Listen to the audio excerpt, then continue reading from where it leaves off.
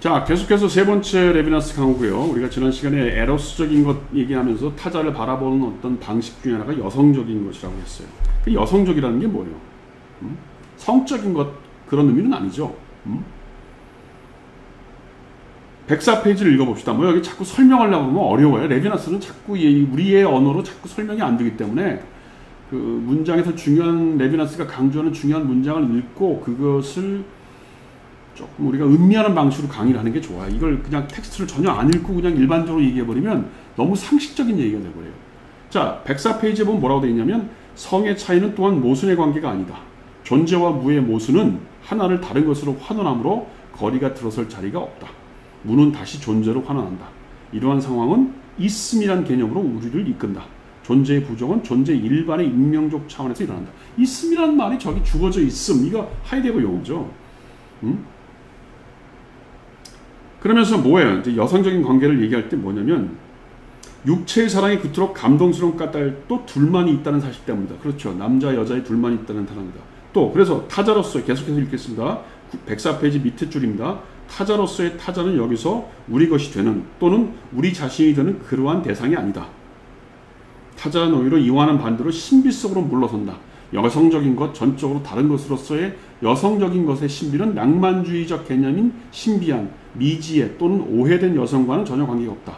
내가 주장하는 바의 여성적인 것이 존재의 경지 안에서 차지하고 있는 독특한 위치에 대한 논제를 지원하기 위해 만일 제대로만 이해된다면 나는 단테와 괴테의 큰 주제였던 베아트리체나 영원한 여성적인 것, 또는 중세기사 시대와 현대 여성사회에서의 여성에 대한 찬양을 생각하거나 뭐 어쩌고저쩌고, 뭐 말이 어렵네. 그러니까 이 레비나스의 글이 어려운 이유가 문장도 길고 말이 어려워요. 그런데 여성적인 것을 얘기하면서 타자를 이해하는 방식이 여성적인 거라고 했는데, 그게 뭐냐? 페미니스트하다? 그건 뭐예요? 육체적인 사랑. 그러니까 타자를 나이가 소유하려고 하는 게 아닌다는 거죠. 그리고 또 신비한 것도 아니라는 거예요. 그렇다고. 그건 뭐예요? 무슨 중세 기사나 여성에 대한 찬양, 아니면 네온 블로이라는 사람. 네온 블로이가 누굽니까? 그의 약혼자에게 보낸 편지에서 생각할 수 있겠지만, 그럼에도 불구하고 문명의 경험을 모두 전제하고 있는 페미니즘의 정당한 주장을 나는 전혀 무시하고 싶지 않다. 그러니까 보통 페미니즘의 주장이라는 게 뭐예요? 그러니까 남성적인 것이 주로 소유하고 정복하고 이런 거라면, 여성적인 거는 포용하고 수용하고 돌봐주고, 그러니까 소위 이제 마더링이라는 말을 쓰죠. 마더링이라는 게 뭐예요? 어머니의 본성 아니에요. 그다음 널스라는 게 뭐예요? 간호해주는 거, 돌봄.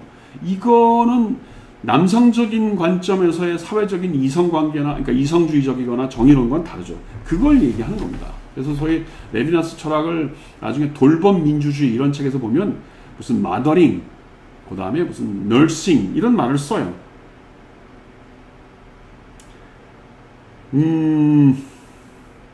여기 보면 106페이지에 보면 여성적인 것이라고 하는 것은 빛 앞에서의 도피이다.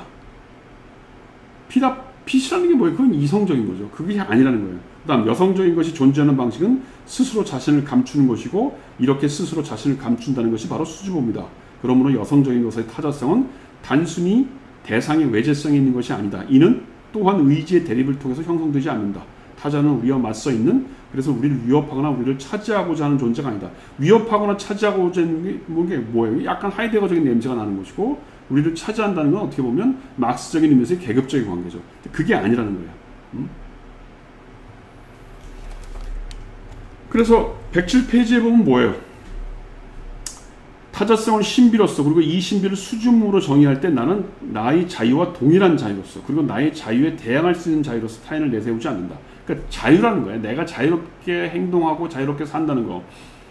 이건 약간 좀 사르트르와 냄새가 좀 나는데, 사르트르도 간단하게 한번 제가 설명을 좀 강의를 한두 번 해야 될 것 같은데, 존재의 부에서 사르트르라는 게 뭐예요? 타자라고 하는 게 나를 바라보는 어떤 시선이고, 그거는 나를 지옥으로 떨어뜨리는 시선이라는 거 아니에요? 그러니까 존재의 두려움이죠. 그래서 그걸 극복하는 게 뭐예요? 그게 바로 자유예요. 사르트르한테 자유는 의지의 힘입니다. 근데 여기서 보면 나의 자유인데 그 자유가 타자를 바라보고 수줍게 바라보고 그걸 포용하는 거라는 거예요.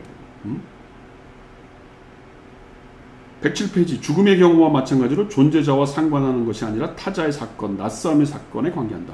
타자성을 특징을 가장 잘 그려내고 그리고 그것으로부터 타자성을 추론할 수 있는 것은 자유가 아니다. 타자의 본질로서 달고 있는 것은 타자성이다. 그래서 우리는 이 타자성을 절대적으로 근원적인 관계에서 에러스에서 찾았다.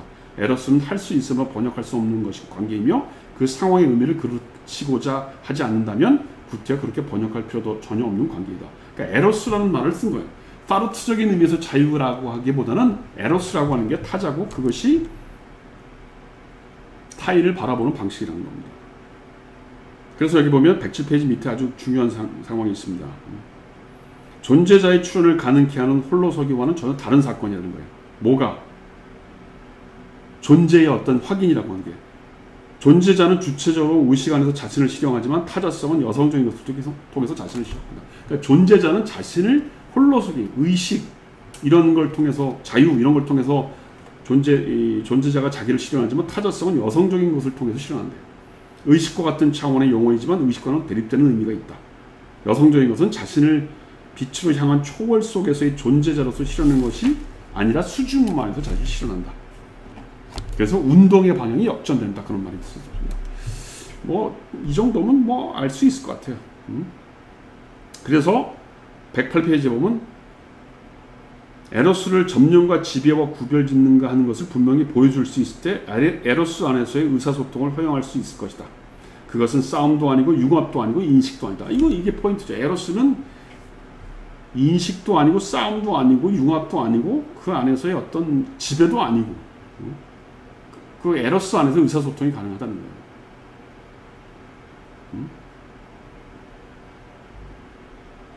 106페이지. 그래서 사랑은 아무런 이유가 없이 존재하고 우리를 엄습하고 우리에게 상처를 준다. 하지만 그 가운데 자아는 보존된다. 에로스 사랑, 그게 자아라는 거예요. 그 다음에 이제 애무란 말도 써요. 109페이지 애무. 이러한 애무의 추구는 애무가 찾는 것이 무엇인지를 모르고 있다는 사실을 그 본질로 부정한다. 모른다는 것은 근본적으로 질서 잡혀 있지 않은, 이것이 애무에서 본질적인 것이다. 그러니까 지금 에로스, 페미니즘, 그 다음에 사랑, 애무, 이게 이제 이 소위 레비나스가 타자의 관계를 설명하는 방식이에요. 그거는 소유나 인식이나 장악이 아니다. 같은 말이죠. 소유나 인식, 장악은 뭐예요? 이성중심주의 철학, 전체성의 철학이었다면 에로스의 철학은 타자의 관계가 그런 어떤 새로운 방식으로 형성된다는 거죠. 그 다음에 그 다음에 이제 나와야 될 게 뭐냐면 이제 나 너에 관련된 것인데 비슷한 얘기. 117페이지에 뭐라고 나오냐면 어깨를 나란히 하는 집단성과 반대로 나는 나 너의 집단성을 제시하고자 한다. 이런 말을 써요. 그러니까 어깨를 나란히 하는 꽃도라는 건 바로 옆에란 말이에요. 그러니까 이것도 뭐예요? 결국 동일성의 철학, 나와 비슷한 거, 동등한 사람들끼리의 정치 철학이었다면 이런 타자와의 정치 철학 혹은 에로스의 정치 철학은 나와 너, 집단성이 아니고 얼굴을 본다는 겁니다.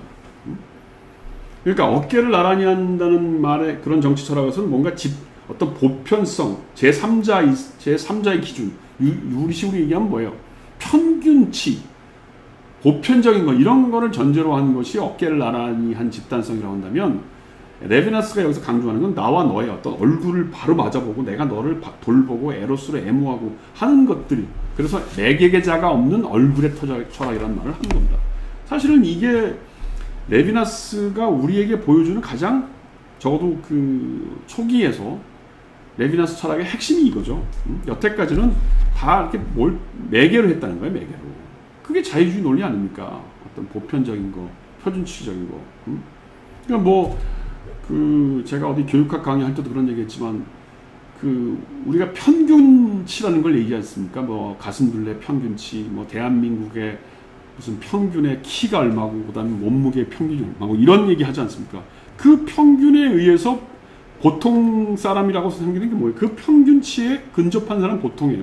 그 평균치에 근접하지 않은 사람은 뭐예요? 그건 정상적인 사람이 아니죠. 그게 장애인이죠. 그러니까 팔이 한쪽이 없든가 눈이 한쪽이 없는 사람. 근데 그 사람은 사람이 아니에요?